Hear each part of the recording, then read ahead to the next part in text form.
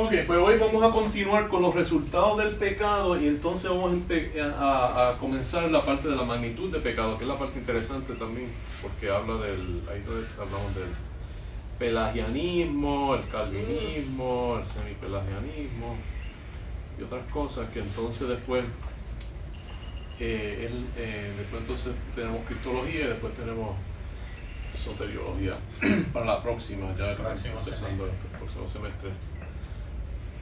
Me gustaría, voy a seguir dando la clase, me gustaría que siguieran. Si Dios quiere. Sí, seguro. Y te voy a seguir anunciando durante el verano a ver si vienen, tenemos otras personas también. Hoy vamos a hablar comenzando a hablar de otros, de los resultados del pecado, y vamos a hablar de la muerte. ¿Okay? Así que sabemos que el castigo definitivo para el pecado es la muerte, pero entonces vamos a ver qué quiere decir la muerte. Tiene tres aspectos, tiene uno físico, uno espiritual y uno eterna. Algunas de estas cosas se cubren un poquito más en detalle en lo que se llama la escatología personal, que es uno de los últimos capítulos que habla de qué le pasa a las personas después de la muerte, ¿verdad? Pero como todas las doctrinas se entrelazan, entonces hay que cubrir a veces parte de distintas doctrinas bajo distintas categorías. Vamos a orar rapidito. Te voy a hacer te pido que nos des un buen día, que nos ayudes a enfocar, que podamos vernos como tú nos ves, ser realistas en el sentido de saber quiénes somos y también ser agradecidos cuál es nuestra meta que tú tienes para nosotros y a dónde es que nosotros vamos y que tú nos has rescatado. Nosotros lo pedimos. Amén. Interesante, ¿verdad? Esto del pecado. Estoy tratando de hacer un libro donde trato de reconciliar el arminianismo y el calvinismo. Entonces he estado estudiando, hay un pasaje que es interesante que voy a estar usando como ejemplo, pero también es un evento, ¿verdad? Que habla la Biblia, que para mí ha sido bien impactante porque habla mucho del perdón y es una historia que a medida que uno pasa por cosas en la vida no se da cuenta más del significado, y es la conversión de Pablo. Porque la conversión de Pablo, ¿verdad? Uno era una persona que era tan pecadora, ¿verdad? Que era una persona tan mala, cruel. Entonces, ¿verdad? A veces uno no pasa por ese tipo de cosas, pero cuando uno pasa por gente que le ha hecho cosas malas a uno y uno tiene que perdonarlo y después tiene que perdonar y continuar con una relación ¿verdad? con esas personas, gente que le han hecho cosas a uno, a veces un poquito difícil, ¿verdad? Perdonar. Pero yo me puse a pensar cómo se sentirían algunos de esos cristianos. Yo creo que yo he mencionado esto, ¿verdad? ¿Cómo se sentiría alguno de estos cristianos, ¿verdad? Cuando Pablo está predicando, ¿verdad? Y aquí está pensando, mira, tú me estás predicando, pero tú mataste a mi tío. ¿Verdad? Y entonces la cosa es que o sea, Pablo era una persona bien mala, ¿verdad? Y entonces Dios se le apareció, ¿verdad? Y entonces él fue salvo. Y uno piensa, bueno, la única manera que Pablo hubiera sido salvo probablemente era que algo así pasara, ¿ves? O sea, que Dios hizo una obra tan milagrosa para salvar a alguien que era tan mala, ¿ves? Y entonces, pero la cosa es que uno se pone a pensar, bueno, ¿por qué Dios hizo eso, verdad? Yo siempre estaba orando, hace poco estaba orando eso, ¿por qué tú hiciste eso? O sea,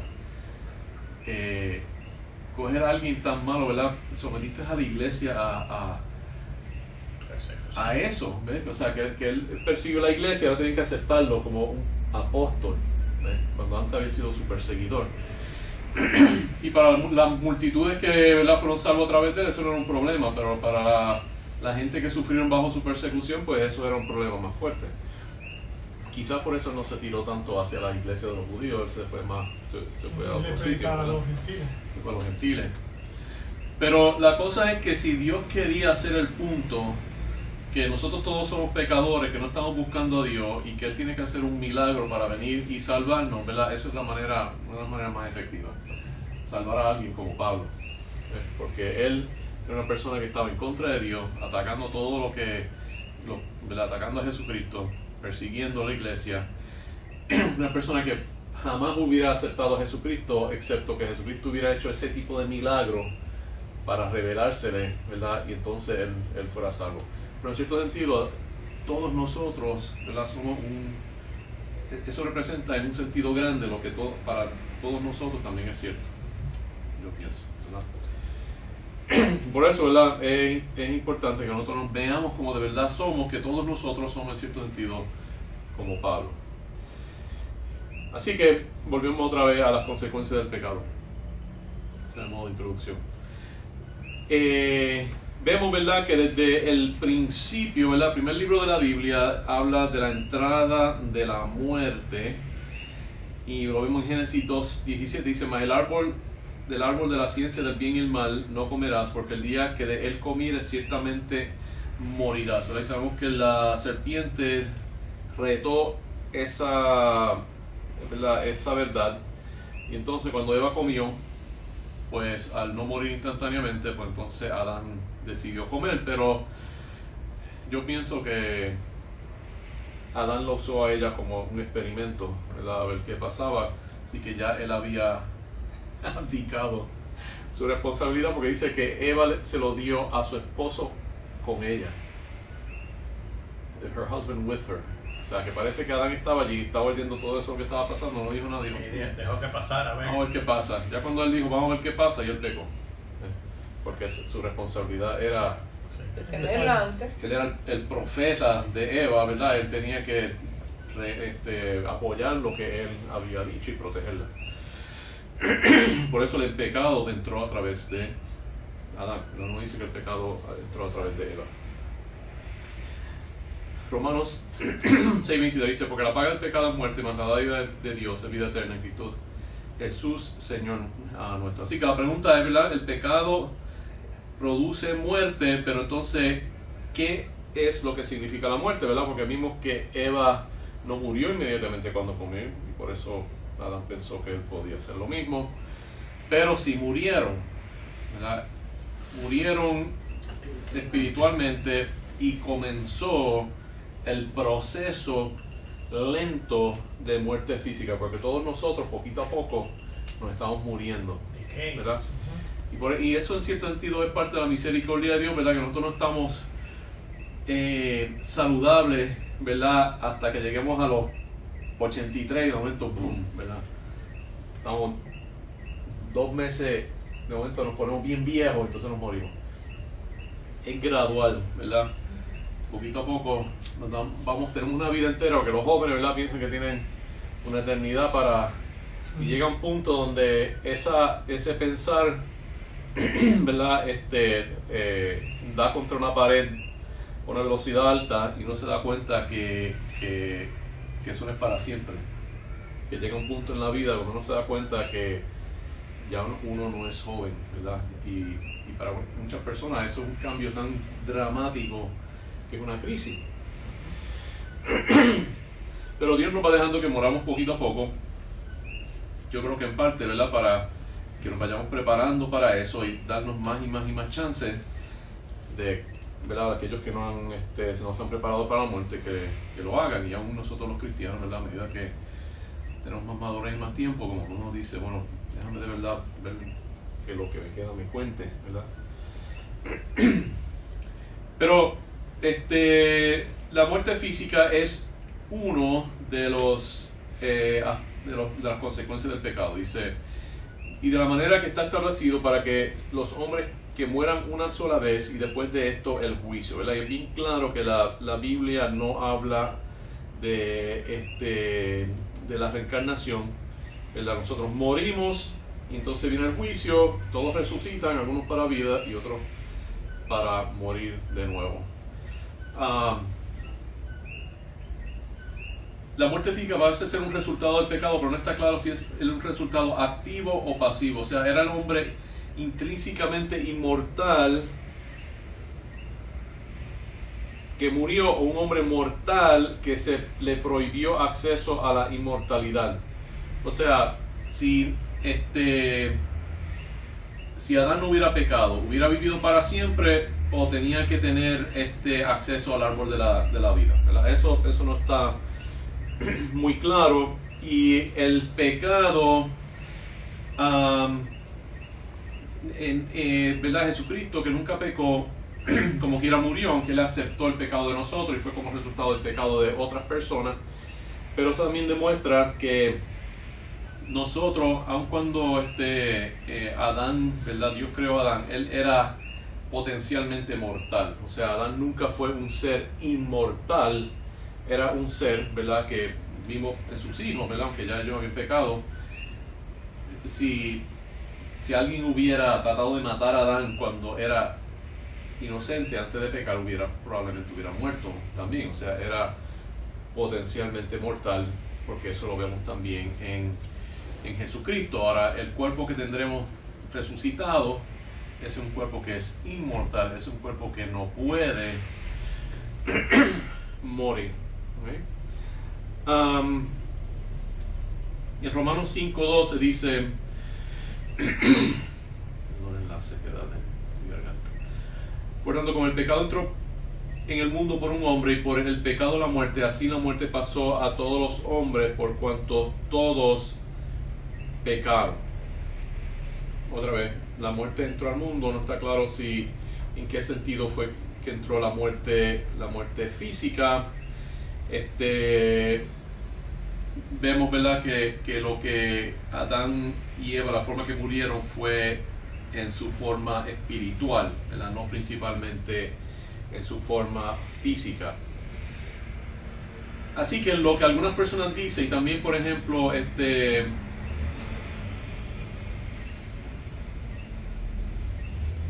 en Génesis 3:19, dice: con el sudor de tu rostro comerás el pan hasta que vuelvas a la tierra, porque de ella fuiste tomada, pues polvo eres y al polvo volverás. Así lo que piensan muchas personas que estudian este tema es que había una inmortalidad condicional. El hombre hubiese podido vivir en su estado natural indefinidamente si tenía acceso a las herramientas de la inmortalidad. Y, ¿verdad?, en el libro de Génesis eso se presenta como el árbol de la vida. Cuando el acceso se cortó a ese árbol, el hombre comenzó a envejecer y eventualmente murió físicamente. Entonces, este acceso al árbol de la vida se restaura en la ciudad celestial. Génesis 3, 22, 24 dice: y dijo Jehová Dios, aquí el hombre es como uno de nosotros, sabiendo el bien y el mal. Ahora pues, que no alargue su mano y tome también del árbol de la vida y coma y viva para siempre. Lo sacó Jehová del huerto del Edén para que labrase la tierra de que fue tomada. Echó pues fuera al hombre y puso al oriente del huerto del Edén querubines y una espada encendida que se revolvía por todos lados para guardar el camino del árbol de la vida. Aún después de pecar, si él hubiera tomado de ese árbol, hubiera seguido viviendo, ¿verdad? Pero hubiera seguido viviendo en pecado. Así que, ¿verdad?, en cierto sentido era parte de la misericordia de Dios, que permite que algún momento, ¿verdad?, haya esa transformación en nosotros, que muramos y entonces volvamos a vivir en una forma perfecta. En vez de comer del árbol de la vida, entonces de que ellos estaban comiendo. Estaban comiendo la planta que producía con el sudor de su frente. Esto prolongaba la vida, pero no la prolongaba indefinidamente. Pero en el Apocalipsis, ¿verdad?, vemos que ahí tendremos acceso al árbol de la vida. Apocalipsis 22, 1 al 12 dice: después me mostró un río limpio de agua de vida, resplandeciente como cristal, que salía del trono de Dios y del Cordero, en medio de la calle de la ciudad. Y a uno y a otro lado del río estaba el árbol de la vida, que produce 12 frutos, dando cada mes su fruto, y las hojas del árbol eran para la sanidad de las naciones. Y así que entienden eso de la muerte física, ¿verdad? La muerte física, el pecado nos cortó acceso, ¿verdad?, a aquello que nos hubiera dado, permitido que nos viviéramos para siempre. Y entonces, ¿verdad?, a medida que pasaba el tiempo, pues gradualmente nos vamos muriendo. Obviamente, las personas que pecan mucho, ¿verdad?, muchas veces tienen consecuencias negativas, ¿verdad?, enfermedades y otras cosas, estrés. que acortan la vida, ¿verdad? Dice que para uno vivir largo tiene que honrar a su padre y a su madre, ¿verdad? Y seguir los consejos que ellos nos dan. Los que no hacen eso van a tener una vida corta porque se van a meter en muchos problemas como consecuencia del pecado. Algunas preguntas sobre la muerte física. Yo busco una botella de agua.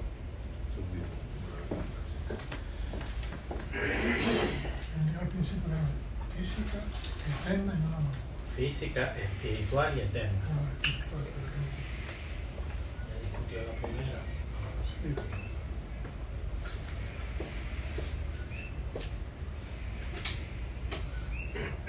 Ok. Ahora vamos a hablar de la muerte espiritual. ¿Qué en sí es la muerte espiritual? Esto lo vamos a cubrir un poquito también después en cuanto a la salvación y lo hemos cubierto también en el pasado. Probablemente era a esto que Dios se refirió cuando le dijo a Adán y Eva que de cierto morirían. Y uno dice, bueno, pero ¿por qué Dios dijo que iban a morir cuando era algo que era tan tan inliteral, ¿verdad? Algo tan, lo opuesto de literal, tan simbólico, ¿verdad? Bueno, porque de verdad eso es lo que en sí es lo más importante. Es el aspecto más importante de la muerte, es la muerte espiritual, y ellos murieron inmediatamente. Así que, ¿qué es? ¿En qué consiste ese? Vamos a Génesis 3, 8 al 10. Dice: oyeron la voz de Jehová Dios que se paseaba en el huerto al aire del día, y el hombre y su mujer se escondieron de la presencia de Dios entre los árboles del huerto. Mas Jehová Dios llamó al hombre y le dijo: ¿dónde estás tú? Y él respondí: oí tu voz en el huerto y tuve miedo porque estaba desnudo y me escondí. Aquí vemos, ¿verdad?, que antes del pecado Dios venía, ¿verdad?, y estaba con su creación, ¿verdad? Se paseaba en el huerto, hablaba con Adán y aparentemente con Eva también. Y había una relación bien estrecha entre ellos, ¿verdad? Básicamente Adán y Eva tenían contacto directo con Jehová, con Dios, ¿verdad? Ahora, después de esto, el pecado inmediatamente tuvo miedo de Dios y se escondió de él, ¿verdad? Y es algo que todavía el hombre le tiene miedo a Dios, se esconde de él porque sabe que ha pecado, ¿verdad? Que es lo que quiere decir que estaba desnudo y me escondí, ¿verdad? Es la percepción de su pecado. A medida que el hombre se sigue escondiendo de Dios, ¿verdad?, más y más, eso culmina en el ateísmo, ¿verdad? Porque el ser humano quiere olvidar lo más posible de aún la idea de que Dios existe. Si uno mira los escritos, ¿verdad?, habíamos hablado la otra vez que uno mira los escritos de muchos de estos ateos, ¿verdad?, la conclusión que uno llega es: Dios no existe y lo odio. ¿Ves? O sea, no es algo neutral, no es algo despasionado donde están haciendo un estudio filosófico. Mucha de esta gente de verdad está en contra de la idea de Dios, ¿verdad? Y hay un componente o un investment, una inversión emocional en contra de Dios, ¿verdad? O sea, están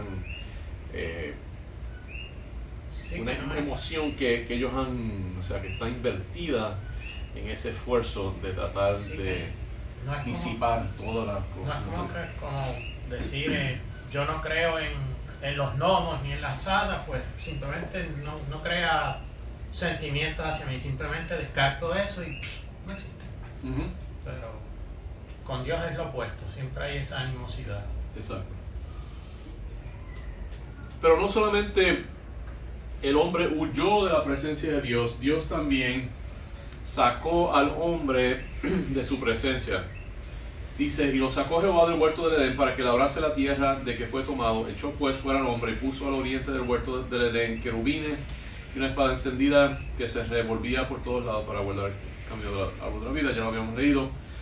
Pero al hombre, Dios también saca de su presencia a ese hombre, ¿verdad? Así que, ¿verdad? El ser humano pierde esa conexión con Dios, ambos de parte de él y también de parte de Dios, ¿verdad? Y entonces, ahora, el espíritu de Dios, del hombre, ¿verdad? Que necesita estar conectado con Dios para, ¿verdad? Hacer todo lo que debe ser, y para que el espíritu entonces tenga esa energía para controlar el ser humano, se corta, y entonces ahora el ser humano, como habíamos visto en el pasado, es controlado por su cuerpo en vez de por su espíritu. Eso culmina, ¿verdad? En Efesios 2:1 dice: y Él os dio vida a vosotros cuando estabais muertos en vuestros delitos y pecados, ¿verdad? Así que al estar muerto espiritualmente, como cualquier cosa muerta, ¿qué le pasa cuando hay algo muerto? Y se apodera, ¿verdad? Nosotros estamos muertos y también, ¿verdad? Cuando no somos salvos empezamos a podrirnos y básicamente estamos en un mundo lleno de cadáveres que caminan, y por eso es que hay tanta corrupción. Si la gente, ¿verdad? Si hay más cristianos, nosotros, y eso es algo, ¿verdad? Que nos debe, nosotros tenemos, somos luz, ¿verdad? En que le damos como una esperanza a las personas, pero también es importante que seamos esa sal, ¿ves? Porque por lo menos, aunque todavía están muertos esas personas, pero por lo menos ya no se pudren tanto, ¿ves? Empezamos a esterilizar un poquito, ¿verdad? Nuestro ambiente, y eso ayuda a que poco a poco esa gente puedan ser salva. ¿Algunas preguntas sobre esta parte? Sí que tenemos la muerte física, la muerte espiritual. Esa restauración, ese ejemplo que, digamos, viene a través de la transformación que hace Cristo en nuestra vida. Exacto, porque el testimonio, ¿verdad? Como Juan 3, nacimos de nuevo, ahora nace, ¿verdad? Nuestro espíritu vuelve a nacer. Ahora ese principio, ¿verdad? Empieza a crecer y empieza a controlar nuestro cuerpo también. Ese espíritu empieza a ser sal y luz dentro de nosotros también, o sea, y empieza a crecer, a descontaminarnos, a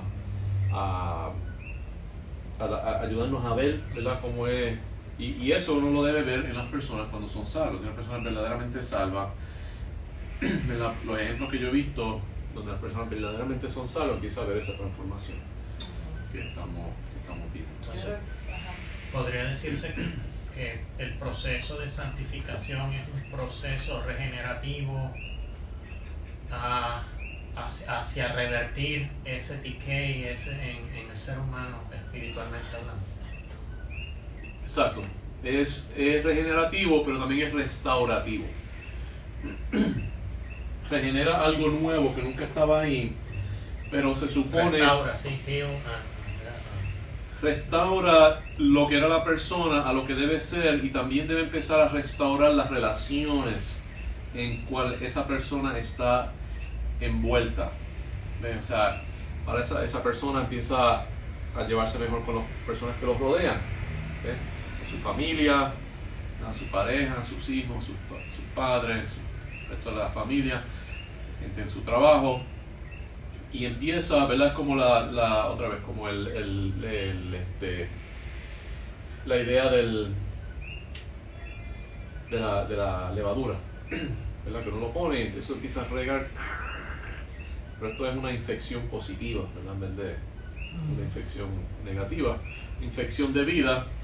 Porque la levadura, si uno lo mira, ¿verdad?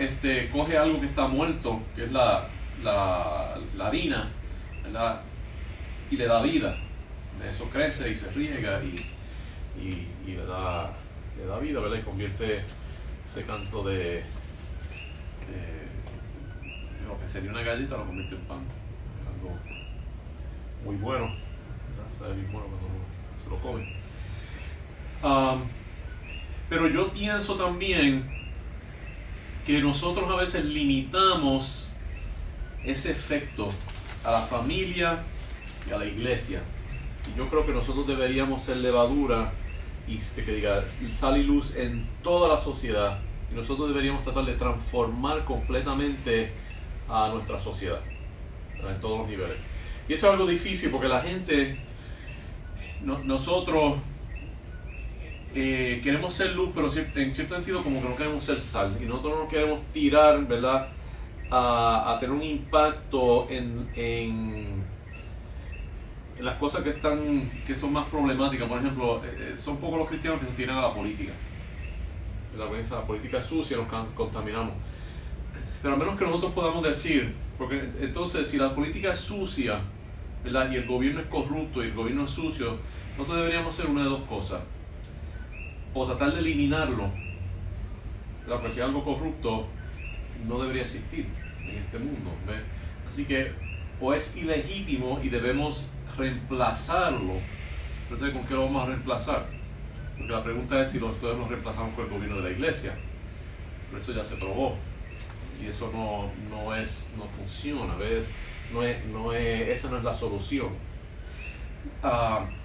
O lo que entonces tenemos que hacer es tratar de limpiarlo, ¿ves? Si decimos que es legítimo, no lo podemos reemplazar con la iglesia, pues es igual que la familia, ¿verdad?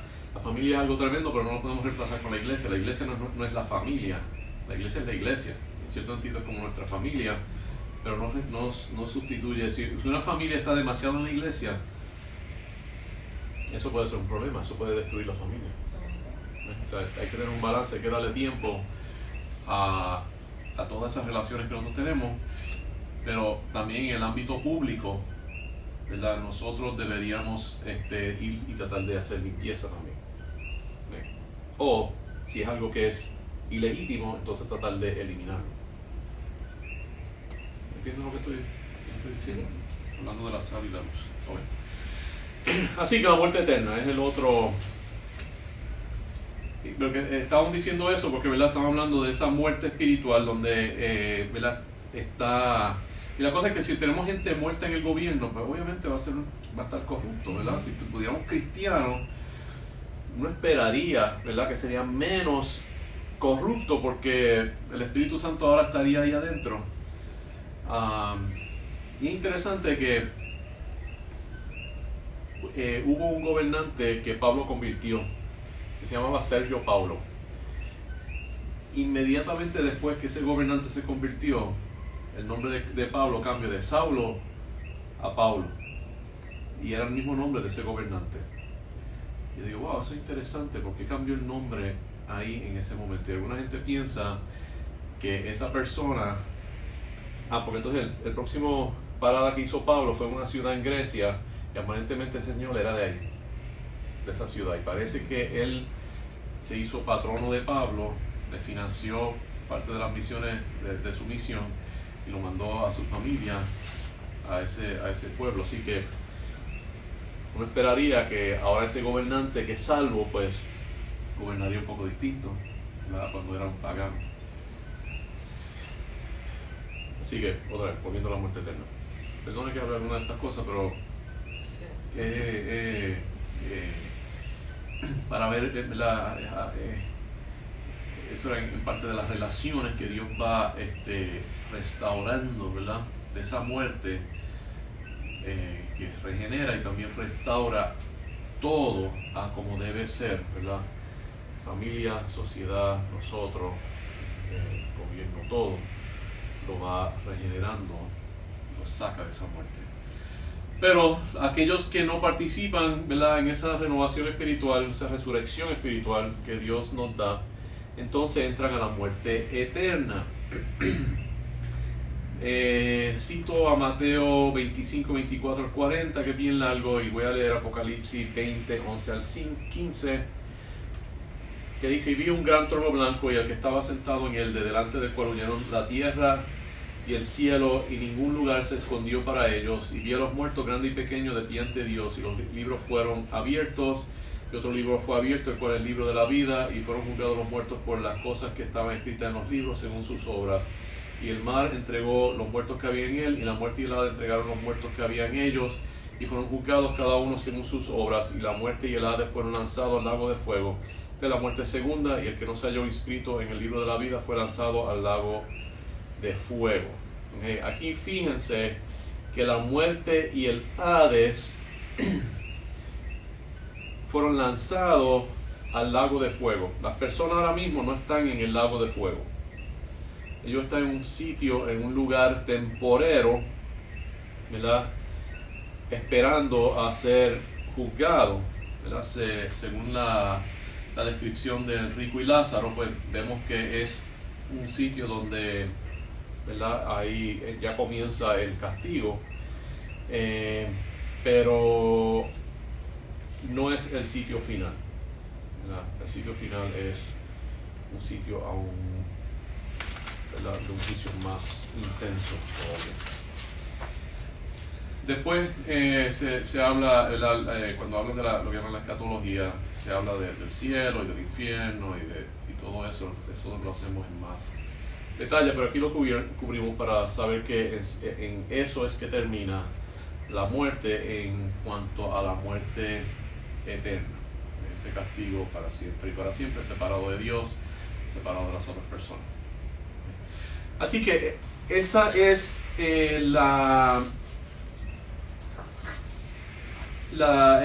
lo que es los resultados del pecado en relación a Dios. Ahora vamos a ver algunas cosas que son en relación al pecador, aunque ya la muerte es parte de eso, pero la muerte la vemos más como, en cierto sentido, una separación.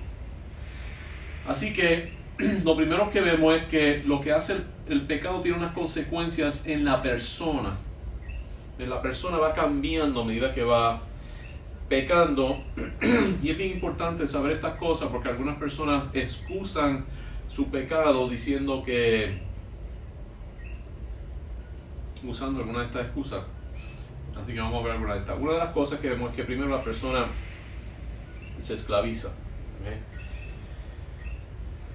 Muchas personas piensan que la verdadera libertad es hacer lo que nosotros querramos, ¿verdad? Pero la Biblia dice que esto es una forma de esclavitud. La verdadera libertad es hacer lo recto, ya que eso es lo único que satisface. ¿Verdad? Mateo 5:6 dice: bienaventurados los que tienen hambre y sed de justicia, porque ellos serán saciados. Así que si queremos estar satisfechos, hay solamente una cosa en la vida que de verdaderamente satisface, y es saber que uno hizo lo que tenía que hacer, ¿verdad? Cuando uno piensa que no hizo lo que tenía que hacer, ¿verdad? O que está pagando por cosas que uno hizo que no debería haber hecho, o por dejar pasar oportunidades que uno tenía, ¿verdad? Ese sentido de culpabilidad y de fracaso, ¿verdad? Deja a uno bien vacío y afecta a uno emocionalmente y deprime a uno. Si queremos estar saciados, ahora una cosa que tenemos que hacer también es decir, bueno, el pasado es el pasado, pero tengo un futuro. Y si por lo menos de ahora en adelante puedo hacer todo lo que se supone que debiera hacer, ¿verdad?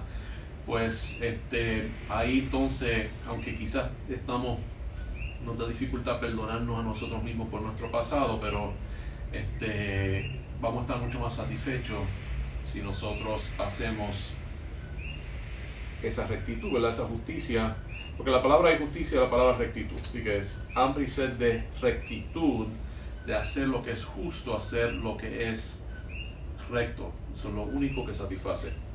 En contraste, las personas que hacen lo que es recto, hacen lo que ellos quieren, ¿verdad? Lo que sus ganas lo motivan a hacer, terminan esclavizados. ¿Okay? El pecado esclaviza en varias formas. Nos somete, ¿verdad?, a la carne, produce una secuencia de pecados, o sea que un pecado lleva a otro pecado y lleva a otro pecado, ¿verdad? Hay algunos ejemplos de eso. ¿Cuáles son algunos buenos ejemplos de eso? Una mentira lleva a otra mentira. Exacto. Porque te dejas para la primera mentira. Exacto. Tengo un ejemplo de Caín y Abel, ¿verdad? Caín hizo un pecado, Dios trató de corregirlo, ¿verdad? Dios no aceptó su sacrificio. Él se enfogonó, ¿verdad? Y le dio celos contra su hermano, entonces fue y mató a su hermano. Entonces Dios vino y le reclamó, y entonces él le mintió a Dios, ¿verdad? Y por ahí siguió una cadena, y estoy seguro que toda su vida él estuvo ahí, ¿verdad? En esa cadena, y vemos que sus hijos, ¿verdad? Continuaron esa cadena.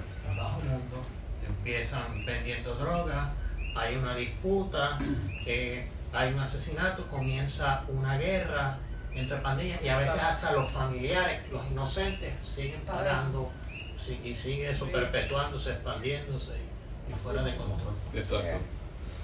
Tenemos el ejemplo de David y Urías, ¿verdad? Que él tomó a su esposa, después trató de engañarlo, después lo mató, después tomó a la esposa, después se sentía tan culpable que entonces no castigó a su hijo cuando debieron haberlo castigado, porque después de todo el hijo hizo lo que había hecho él, ¿verdad? Entonces eso llevó a que otro hijo tomara justicia en sus propias manos, entonces lo trató mal a él, y entonces eso fue un revolú que básicamente siguió error tras error tras error tras error. Después de eso uno ve que David siguió cometiendo errores y errores y errores, ¿verdad? Y básicamente él nunca salió de todos esos errores. Cada vez cometía un error que entonces daba consecuencia en otro, ¿verdad? Hubieron 2 rebeliones de distintos hijos. En el primero, él, ¿verdad?, se puso a llorar porque mataron a su hijo cuando él había dicho, ¿verdad? Y vemos un colapso en su autoridad, porque ya los que estaban debajo de él no lo estaban siguiendo sus órdenes. Y entonces cuando vieron que él prefirió más a su hijo que a los que estaban ayudando, pues cuando volvió a pasar, pues entonces ya algunos de esos no se fueron con él. Revolucionó una cadena de pecado, y eso tenemos que tratar de pararlo, ¿verdad? ¿Verdad? Y yo creo que esa es parte de esa restauración que uno tiene que entonces arrepentirse, de tratar ¿verdad?, con el poder del Espíritu Santo, darle para atrás a esa secuencia de pecado, ¿verdad?, para ponerle freno a esa secuencia. Parte de otro aspecto de eso es que, ¿verdad?, el pecado nos va cambiando y se convierte en una adicción, ¿verdad?, o en un hábito. Interesante que Abraham, ¿verdad?, 2 veces le mintió a Abimelech, o le mintió, ¿verdad?, algún líder, ¿verdad?, que Sara era su hermana, ¿verdad?, que lo era, pero eso no era lo importante era que era su esposa también. Le mintió yo primero, creo que fue a Faraón, y después le mintió a Abimelech, y entonces no solamente era una adicción para él le creó ya eso en la mente a su hijo, ¿verdad? Y cuando su hijo se vio en la misma situación con el hijo de uno de esos reyes, que parece que se llamaba también Abimelech, porque Abimelech lo que quiere decir es príncipe, hijo de rey. Así que probablemente era el próximo hijo de rey. Fue allí, le hizo la misma mentira, y es una adicción. Está paralelo, ¿verdad?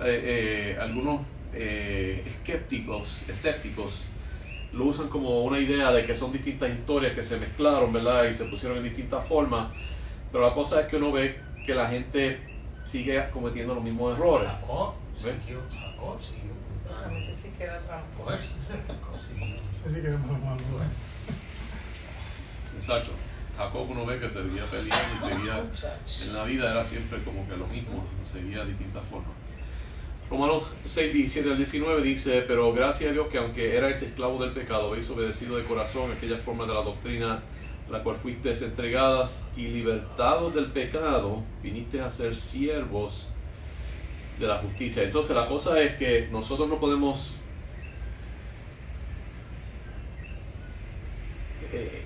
esa idea de la libertad, ¿verdad? Lo habíamos visto antes, que es bien difícil uno de verdad definir lo que es la libertad, ¿verdad? Es más fácil fuimos de ser esclavos del pecado, a lo que dice aquí, a ser esclavos de la rectitud o de la justicia. Pero la verdadera libertad es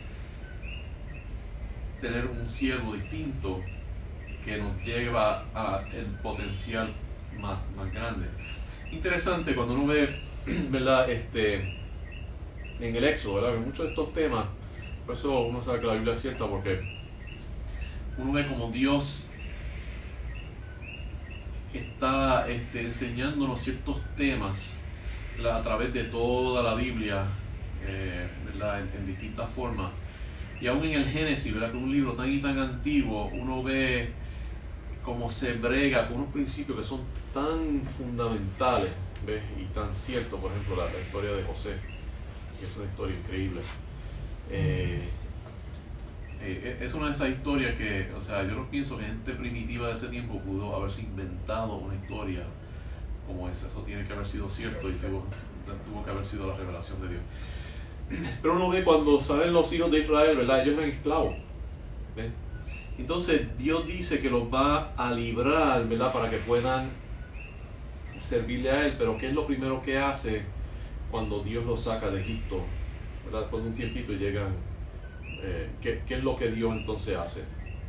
Después de las 10 plagas viene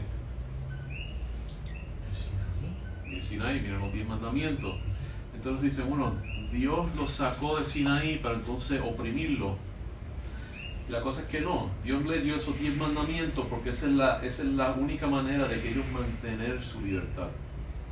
Si ellos no hacen eso, iban otra vez a esclavizarse al pecado. Si cumplen los 10 mandamientos, entonces son libres de adentro y entonces nadie tiene que venir a oprimirlo, ¿verdad? Desde afuera para controlarlo.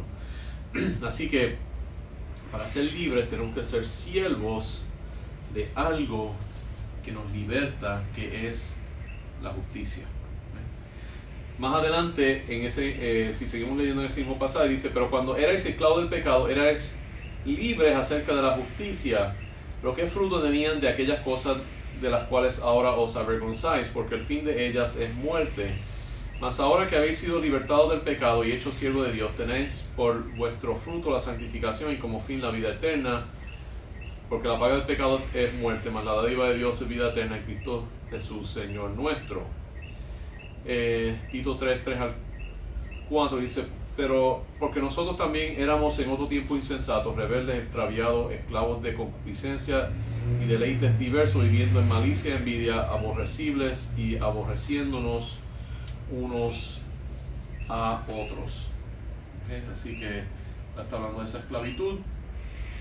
Dios nos saca de esa esclavitud, nos libera para que entonces podamos ser esclavos, siervos, ¿verdad? De el que nos puede librar, que es Dios y la rectitud.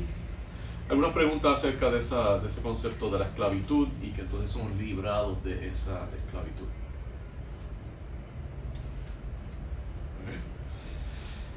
Otra cosa que pasa como consecuencia del pecado es lo que llamamos la huida de la realidad. Y hay varios aspectos de esto.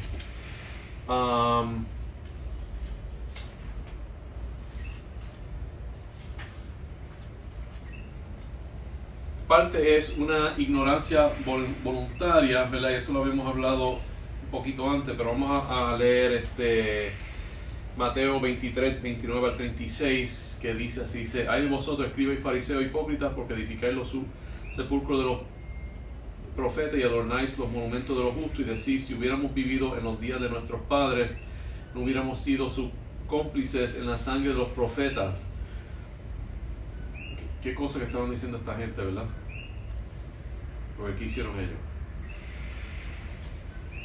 Eso fue la misma gente que dice, si nosotros somos mejor que los que vinieron antes de nosotros, porque si nosotros hubiéramos vivido en ese tiempo, ¿verdad? Esa gente jactándose, si yo hubiera estado vivo cuando estaba, ¿verdad? Isaías y Jeremías, yo no hubiera sido los que le hubiera dado muerte a esa gente, yo lo hubiera seguido. Y esa misma gente, ¿qué fue lo que hicieron? Pidieron que Jesucristo muriera, ¿verdad?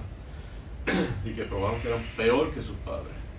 porque ellos crucificaron a los profetas, pero los hijos crucificaron al Hijo de Dios. Yo me pregunto, vieron tantos milagros y tantas cosas que el Señor hizo, y aún así hicieron las cosas mal. Sí, porque una cosa que yo noto es que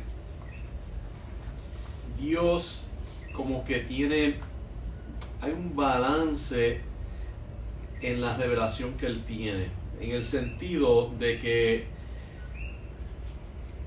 Él no nos da, o sea, Él da suficiente para que aquellos que quieran creer puedan creer, pero no tanto como para obligar a aquellos que no quieren creer. Y la cosa es que mucha de esta gente que no creyeron estaban en Jerusalén y oían de estas cosas, pero quizás no estaban presentes cuando esas cosas estaban pasando. Él se tiraba a los pueblos y a sitios, ¿verdad? Se iba al desierto y él no iba y hacía esos milagros en Jerusalén al frente de todos ¿verdad? Los líderes, aunque hacía algunos milagros, ¿verdad? Pero no en su presencia. Entonces esa gente iba y daba testimonios, ¿verdad? Como por ejemplo él sanó a un ciego, ¿verdad? Y a uno que estaba cojo, y también los apóstoles hicieron lo mismo, ¿verdad? Pero como ellos no lo vieron, pues ellos seguían rechazándolo. Continuando, que dice: así que dais testimonio contra vosotros mismos de que sois hijos de aquellos que mataron a los profetas. Luego también llenad de maldad la medida de vuestros padres, serpientes, generación de víboras, ¿cómo escaparéis de la condenación del infierno? Por tanto, he aquí yo os envío profetas y sabios y escribas, y ellos a unos mataréis y crucificaréis, y a otros azotaréis en vuestras sinagogas y perseguiréis de ciudad en ciudad, para que venga sobre vosotros toda la sangre justa que se ha derramado sobre la tierra, de la sangre de Abel el justo hasta la sangre de Zacarías hijo de Berequías, que matasteis entre el templo y el altar. De cierto os digo que esto vendrá sobre esta generación. Y así fue, porque la destrucción de Jerusalén fue, uno se pone a ver lo que pasó ahí, y fue algo increíble, porque básicamente los judíos pudieron haber ganado a los romanos, porque ellos tenían ahí suficiente, ellos tenían agua, tenían comida para estar mucho tiempo. Pero lo que pasó es que estaban tan seguros que iban a ganar, que entonces estaban tratando de decidir quién iba a controlar después que ganara. Entonces, como estaban los saduceos, estaban los fariseos y había otros grupos, básicamente empezó una guerra civil entre ellos, y antes de ganar la guerra ya estaban peleando por quién iba a quedarse con los despojos de la ganancia, y ellos mismos básicamente se destruyeron entre ellos mismos, o sea, y se mataron. Ellos quemaban los supplies de los otros grupos, y ellos mismos básicamente quemaron su comida y quemaron todo lo que necesitaban para resistir contra los romanos. Y eso fue lo que vino sobre esa generación. Y hay otras parábolas también, Mateo 21, 33 al 39, la parábola de los labradores malvados, ¿verdad? Que decía que mataron, ¿verdad?, a todas las personas que mandó el rey, ¿verdad? Porque ellos pensaban que se podían quedar con ese terreno, como que no pensaban, va a venir contra nosotros, ¿verdad? Y no pensaban en el futuro, estaban viendo el ahora, ¿verdad? No las consecuencias de lo que iba a pasar después. Hay otra forma en que esta huida de la realidad se demuestra, ¿verdad? Uno es el uso de terminología que minimiza el reconocimiento de la muerte. Otro es un esfuerzo por redefinir el pecado, ¿verdad? Cuando lo vemos, hay muchas maneras que hablan del pecado, ¿verdad? Por ejemplo, esta cuestión del homosexualismo, lo tratan de hacerlo ver bonito, le echan la culpa a distintas cosas, por ejemplo, su experiencia, su genética, que es algo que mucha gente dice, ¿verdad? Dice, así soy yo. Y todo eso es un intento de echarle la culpa a Dios. Hay un poema de Bohemia que se llama Toda la culpa es tuya. No sé si han oído esa Tenía un amigo mío que tenía, el papá era locutor de radio y era básicamente un bohemio. Y tuvo una vida medio difícil. Pero él era una persona bien talentosa. Entonces él decía estas poesías, entonces también cantaba de esas canciones de trío. Y hay un tape, ¿verdad? Y ese amigo mío lo ponía mucho. Se llama Toda la culpa es tuya, y básicamente lo que está diciendo es que él vio una mujer casada, ¿verdad? Y la encontró atractiva y quería estar con ella, y entonces le echaba la culpa a Dios, ¿verdad? Diciendo, tú me hiciste así, tú me la pusiste por delante, toda la culpa es tuya, ¿ves? Él no quería tomar la responsabilidad, él le estaba echando la culpa a Dios, y básicamente lo que estaba diciendo era que entonces, pues, si eso era así, pues entonces no había nada malo con lo que él quería y ese es hacer. El enfoque de la psicología moderna, básicamente. No, el problema tuyo es que tuviste un problema ya, y le echan la culpa, qué sé yo, a la crianza, cosas así, y nunca la responsabilidad sobre el pasado, Exacto, y la gente tiende a echarle la culpa a los demás, y mientras más inmaduros son, más echan la culpa a otros, ¿verdad? Hay una condición donde básicamente las personas no, por distintos traumas psicológicos, pues nunca maduran, se quedan como niños emocionalmente, y eso se llama el narcisismo. Los narcisistas son básicamente niños en el cuerpo de un varón, y una de las características de los narcisistas es que ellos nunca aceptan que están mal, y nunca toman responsabilidad, ¿verdad? Siempre, por todas las cosas negativas, le echan la culpa a alguien. Todo lo positivo ellos se echan la culpa, o sea, ellos toman crédito. Ajá. Pero yo pienso en la persona que está como líder en una iglesia, ¿verdad? Tiene que hablarle a los feligreses, ¿verdad? A las personas a los cristianos que están ahí, y hacerlos comprender estas cosas, o sea, el pecado. Entonces, ¿qué pasa? Que muchas veces se suaviza tanto la palabra, que la gente cree que todo es fácil, y que Dios no está pendiente, que Dios es justo y es recto, y no le va a negar a nadie nada. Que, o sea, si lo hizo malo, lo hizo malo. Porque lo hizo con los patriarcas, como Moisés, como Abraham. Exacto, porque la idea que hay en las iglesias, la iglesia supone que enfatice el amor de Dios y la santidad de Dios. Esas dos cosas. Es bien difícil enfatizar esas dos cosas juntas. Pero si se puede hacer, que es lo que se debe hacer, entonces una iglesia bien sólida. ¿Ves? Y se crea una iglesia que es bien sólida. Pero entonces lo que es más fácil hacer es que algunos se van a un extremo, y entonces dice, nosotros vamos a ser santos, pero lo hacen a expensa de separarse, aislarse del mundo. ¿Ves? Entonces hay otros que quieren demostrar tanto el amor de Dios, que dicen, bueno, la manera de demostrar el amor de Dios es dejar que entre todo el mundo, ¿verdad? Y queremos una iglesia grande, ¿verdad? Y salvar a mucha gente, así que vamos a hacernos lo más posible como el mundo. Entonces, para hacerse como el mundo, pues no pueden ser santos. Así que tienen alguna iglesia que enfatiza el amor de Dios y no la santidad, y otras que enfatizan mucho la santidad de Dios y no el amor, y otras que más o menos enfatizan un poquito de las dos. Pero lo que debían hacer es enfatizar mucho la santidad de Dios y mucho el amor de Dios. Pero eso es un punto de alta energía y toma mucho ¿Usted se fuerza. imagina una prédica como la de Pablo? O pues como decía, sepulcro blanqueado, elevación de víbora. ¿Qué es lo que decía Jesús? Jesús.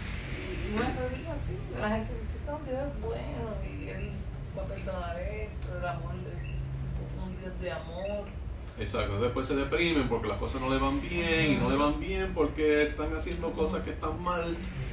Y si pensaran hacer las cosas que están bien, entonces las cosas irían mejor, ¿verdad? Y a veces están pagando consecuencias de cosas que han hecho, y aunque esas consecuencias muchas veces no se le puede dar para atrás, pero uno por lo menos en la situación que está, Dios puede tomar de ahí y hacer algo bueno, ¿ves? Ya de ese punto, porque aún vemos que, por ejemplo, la situación que habíamos hablado de David, pues por lo menos, ¿verdad? De ahí salió Salomón, que fue algo positivo. Pero esto lo vemos, ¿verdad? Esto de echarle culpa, eso lo vemos desde el primer pecado, ¿verdad? Cuando Dios le dijo, ¿quién te enseñaba que estabas desnudo? Has comido del árbol de que yo te mandé que no comieras. ¿Y qué fue lo que dijo Adán? ¿Qué me dijo? Ahí le echó la culpa, ¿verdad? Básicamente como un montón, todo el mundo que estaba, que él podía ver. Le echó la culpa a la mujer, La ¿verdad? mujer se le echó a la serpiente. Le echó la culpa a Dios. No, Dios, ¿Que quién le dio la mujer? Dice, la mujer que tú me diste, tú me diste. Pues ya fue. ¿verdad? Me dio del árbol. Y pues, ¿qué yo iba a hacer? Porque si yo no comía, entonces ella moría y yo me quedaba vivo y se rompía lo que tú habías hecho, ¿verdad? Yo era tan leal al plan que tú tenías, ¿ves? Pues me vi obligado. Sí. Yo no tenía otra opción, ¿verdad? Porque tú me pusiste en esta situación, ¿verdad? Que me diste esta ruta que no supiste cómo crearla como debería ser, ¿verdad? Porque tú no eres, ¿verdad? O sea, y lógicamente excusándose a sí mismo y echándole la culpa a los demás, y la mujer, ¿verdad? Pues no se quedó dada, ella entonces le echó la culpa a la serpiente. A fin de cuentas fueron víctimas de las circunstancias, lo que dice la Él psicología. estaba evitando la violencia doméstica. ¿Saben qué? Eva le va a romper la cara. Exacto. Entonces la serpiente pues no pudo hacer nada porque era un animalito, ¿verdad? Y ya Satanás se le había ido, pero Dios también le puso un castigo. Esto se basa, ¿verdad?, en el autoengaño, ¿verdad? Y es una de las cosas bien difíciles cuando uno se tira a hablar con gente, especialmente gente que a veces se han criado en iglesia, ¿verdad? Y se desconvierte, ¿verdad? Yo vi un debate entre una persona que se había criado en la iglesia cristiana y había sido hasta pastor y después se hizo ateo, y un ateo que había sido un psicópata y después se hizo cristiano, ¿verdad? Este muchacho es tremendo. Yo creo que yo menciono las cosas muchas veces, y que perdonen si es como la 10ª vez que lo menciono, pero este muchacho era un ateo y él pensaba, él tenía, de verdad era psicópata, que él no sentía las emociones de las otras personas, pero él pensaba que él era como un punto nuevo de la evolución humana. Y él no iba a dejar que nadie dijera qué hacer. Entonces, él llegó a un punto donde él pensó que lo que él tenía que hacer era, lo primero que él tenía que hacer para zafarse de todo, era ir a matar a su papá. Yo creo que sus padres eran divorciados. Y él cogió y trató de matar a su papá con un martillo en la cabeza y lo dejó casi por muerto, pero no se murió. Y entonces entró a la cárcel, y en la cárcel encontró a un señor que había que había cometido unos cuantos crímenes, pero había sido salvo, y él fue, y nadie sabía de los crímenes, y él fue y se entregó. Lo metieron a la cárcel. Y entonces en la cárcel él habló con este muchacho, y este muchacho se salvó, y después él fue salvo, hizo unos cuantos doctorados. Él tuvo un amigo que era musulmán cuando estaba haciendo su doctorado, que estaba estudiando medicina. Y entonces, a través de una interacción de varios años, ese muchacho se convirtió. Entonces, el que había sido psicópata, después de sacar varios doctorados en filosofía y otras cosas, pues él se pasa debatiendo ateos y musulmanes, porque como él estudió mucho el Islam para poder hablarle a este muchacho, pues él se hizo un experto básicamente en el Islam y tiene muchos videos pues, demostrando los errores del Islam. Pero ese muchacho entonces fue salvo, se hizo médico, pero entonces pues se dedicó también a enseñar en contra del Islam, y estuvo con otro ministerio apologético que se llama Ravi Zacharias. No sé si han oído de él, que es un tremendo persona que ha ido a través de todo el mundo.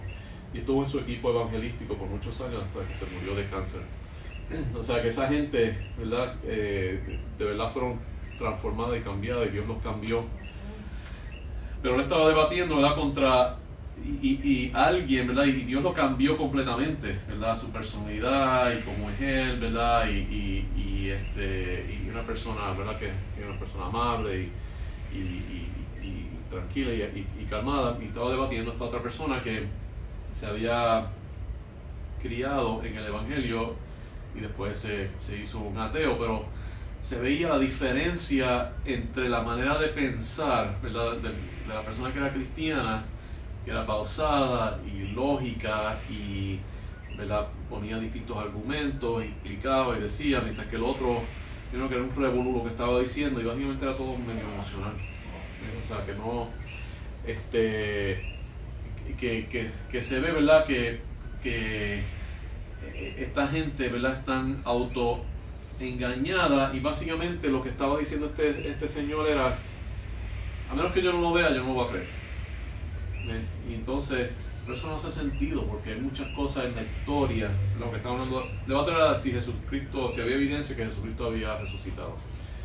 Pero era tan y tan escéptico que los estándares que él ponía básicamente invalidan toda la historia porque nosotros no tenemos el tipo de pruebas de todas las cosas históricas que él pedía. ¿Ves? Así que en cuanto a la resurrección él tiene un estándar bien alto, pero en cuanto a otras cosas las aceptaba. Esa es parte de ese autoengaño. Jeremías 17:9 dice: engañoso el corazón más que todas las cosas y perverso, ¿quién lo conocerá? Mateo 7:3-5 dice: ¿y por qué miras la paja que está en el ojo de tu hermano y no echas de ver la viga que está en tu propio ojo? O como dirás a tu hermano: déjame sacar la paja de tu ojo y aquí la viga en el tuyo. Hipócrita, saca primero la viga de tu propio ojo y entonces verás bien para sacar la paja del ojo de tu hermano. No dice que no se saque la paja del ojo de tu hermano. Se supone que nosotros hagamos eso. Pero es difícil hacerlo cuando uno tiene ese mismo problema en uno. Y muchas veces la gente se da cuenta en otras personas del mismo problema que ellos notan en ellos mismos porque ese problema lo irrita y se hace bien sensitivo a esa misma cosa. El interés, ¿verdad? Cuando estaba hablando de la historia de David y Betsabé, cuando Natán le presentó la historia en una forma simbólica, pues él reaccionó correctamente, pero no se daba cuenta de que estaba hablando de él. Así que esa es una cosa, el autoengaño. La otra cosa es la insensibilidad.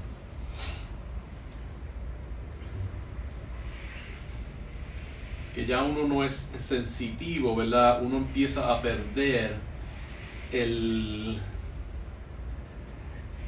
sentido de culpabilidad. Dice, el Espíritu dice claramente que en los postreros días algunos apostatarán de la fe, escuchando espíritus engañadores y adoctrinantes de demonios por la hipocresía de mentirosos que tienen cauterizada la conciencia. Cuando uno toma una decisión, uno afirma el proceso que produjo esa decisión. La conciencia envuelve ponerse en el lugar de la otra persona. Pero para uno pecar contra otra persona, uno tiene que, ¿verdad?, hacer básicamente ponerse en una posición más alta de uno que la otra persona. O sea, uno tiene que valorarse a sí mismo positivamente y valorar negativamente a la otra persona. Esa evaluación, ¿verdad?, hay que aceptarla. Esa es la decisión que procede la decisión de actuar.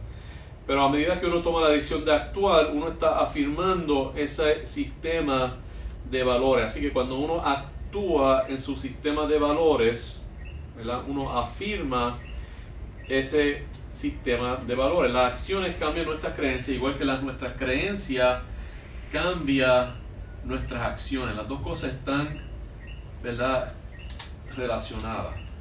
Así que a medida que uno va pecando, se hace más fácil seguir pecando. Por eso, ¿verdad?, dicen que la gente que son criminales, que se roban grandes cantidades de dinero, empiezan, ¿verdad?, robándose una cosita chiquita, ¿verdad?, y después una más grande, y una más grande, y una más grande.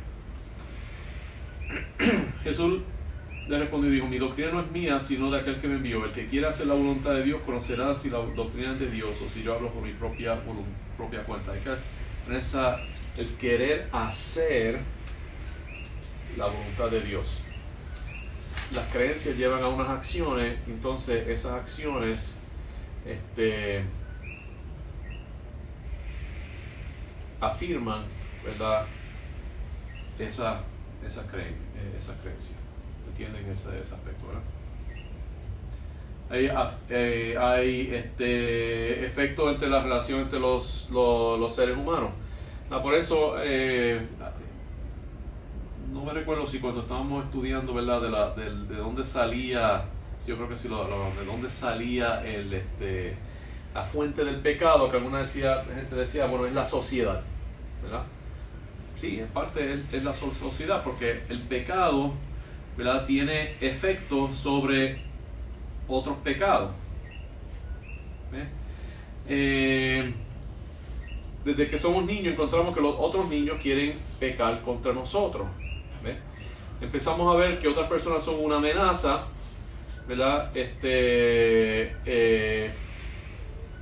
Y eso, ¿verdad?, empieza a afectar la manera que nosotros nos relacionamos con otras personas.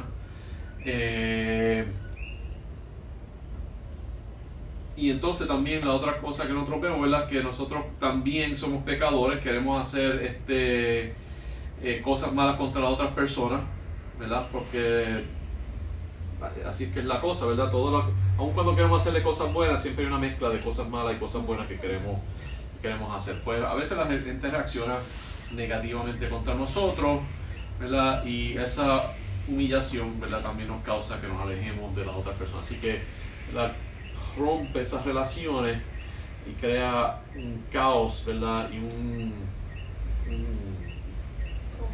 conflicto, ¿verdad?, en todas las relaciones que nosotros tenemos. Está el aspecto social, que lo vemos en los últimos 5 mandamientos,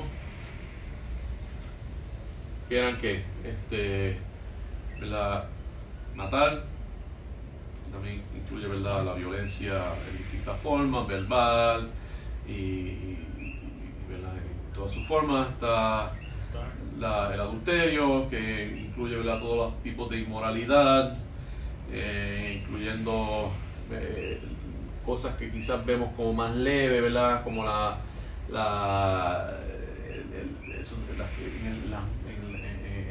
el media, ¿cómo se dice media en español?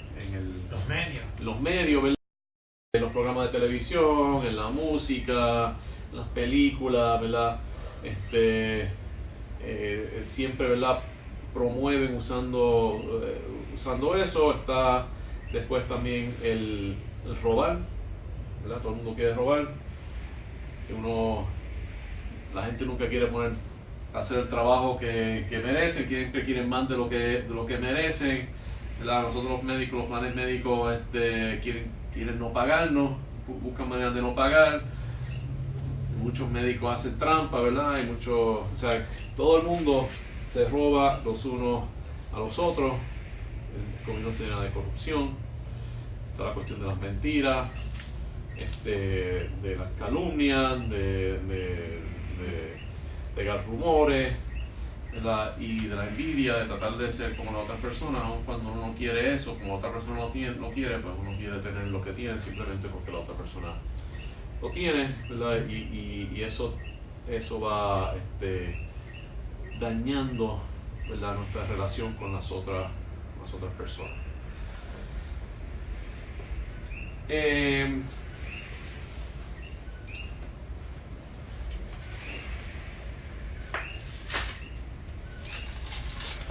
Quería terminar con un último pensamiento en cuanto a esta parte. Vamos a empezar otra parte y vamos a ir lo más que podemos y después lo continuamos el semestre que viene. Yo me recuerdo que yo vi una película cristiana donde habían ido al pasado, ¿verdad? Entonces estaban tratando de ver de dónde era que venía lo que tenemos hoy en día. Entonces lo que estaban diciendo es que no necesitamos ser religiosos para ser morales, ¿ves? O sea, el comportamiento práctico versus el comportamiento moral. O sea, ¿qué es lo que refrena la maldad? ¿Verdad? Y la cosa es que para muchas personas lo que ellos no necesariamente, ¿verdad? El pecador no necesariamente quiere hacer las cosas de una forma moral, ¿verdad? Para agradar a Dios. Ellos lo que quieren es, a través de la vida se han dado cuenta que para ellos poder ser exitosos, ¿verdad? O recibir, pues ellos tienen que dar, porque esas son las leyes que Dios ha puesto en el universo. ¿Okay? Así que el comportamiento viene a ser un asunto práctico y no un asunto moral. La pregunta que se hace es ¿cómo debo comportarme para alcanzar las cosas que yo quiero? No qué es lo justo o correcto en esa situación. La diferencia es donde, ¿verdad? Alguien quiere saciarse porque quiere ser justo, ¿verdad? Hambre y sed de justicia. El otro tiene hambre y sed de comida, ¿verdad? O cosas, o posición, ¿verdad? Y eso es lo que ellos quieren. Ahora, uno pensaría, ¿verdad?, que en cierto sentido ambas llegan al mismo punto. Hay una persona que tiene un canal de YouTube que es un ateo, pero un ateo bien lógico porque él se crió cristiano. Y hay muchas cosas que dicen que son válidas, pero una de las cosas que él ha querido hacer es tratar de crear una ética o una moral que se basa en esta idea práctica, ¿verdad? Porque él no quiere incluir a Dios, y como no incluye a Dios, pues no puede tener eso como su estándar, ¿verdad? La rectitud. Pero le ha sido bien difícil, ¿verdad?, crear esa ética práctica. Porque ¿cuál es la diferencia? ¿En qué se basa el comportamiento, que el comportamiento práctico sea también un comportamiento correcto? Así, señor, para que el comportamiento, la gente diga, bueno, para yo, ¿verdad? ¿Okay? La regla de oro, pero esta gente no está viviendo por la regla de oro. Se basa en que depende en que haya un sistema que por coerción, ¿verdad?, externamente obligue a que las personas se comportan correctamente. Pero entonces aquí hay dos problemas, ¿verdad? Porque un problema es que van a haber personas que van a encontrar, porque alguien tiene que implementar ese sistema, ¿verdad? Y hay gente que van a darse cuenta que ellos pueden más que el sistema, y ellos pueden zafarse del sistema y adquirir lo que ellos quieren a expensas de los otros y básicamente ganarle al sistema. El socialismo, el comunismo empezó con la idea buena y los líderes terminaron aprovechando. Exacto, y muchas de las revoluciones es eso mismo, ¿verdad? Cuando la persona se levanta y dice yo voy a tomar control del sistema, ¿ves? Como Hitler, ¿verdad? Y básicamente yo no voy a tener que, y todos estos dictadores latinoamericanos, ¿ves? Que hay montones de ellos. Argentina está repleto de ellos, ¿verdad? Tengo familia política en Argentina ahora y es un buen ejemplo de lo que nosotros no debemos ser. Porque han tenido dictador tras dictador tras dictador, ¿verdad?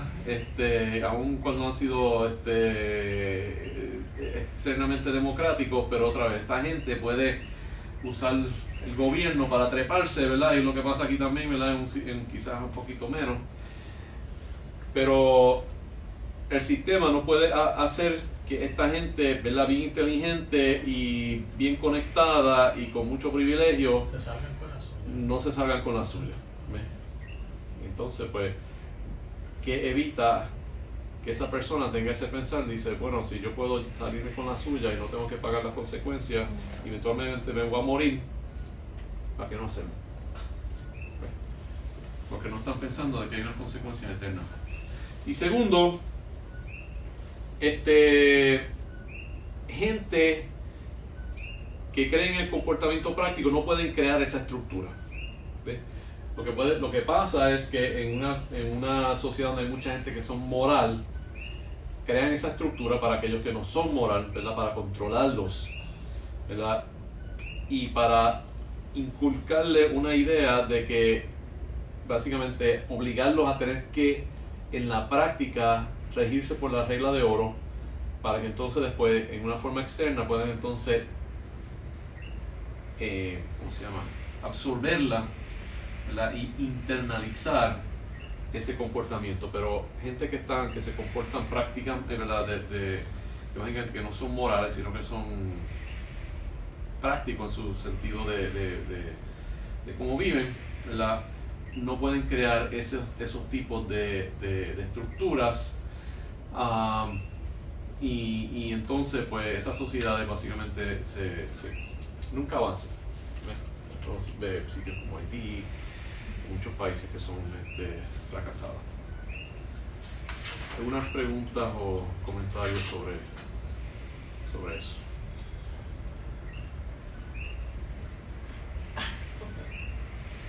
¿No voy? No, después me dio repaso las notas. Okay. Vamos a pagar eso para empezar otra vez, que ahora vamos a hablar vamos a empezar a hablar de la magnitud del pecado. Así que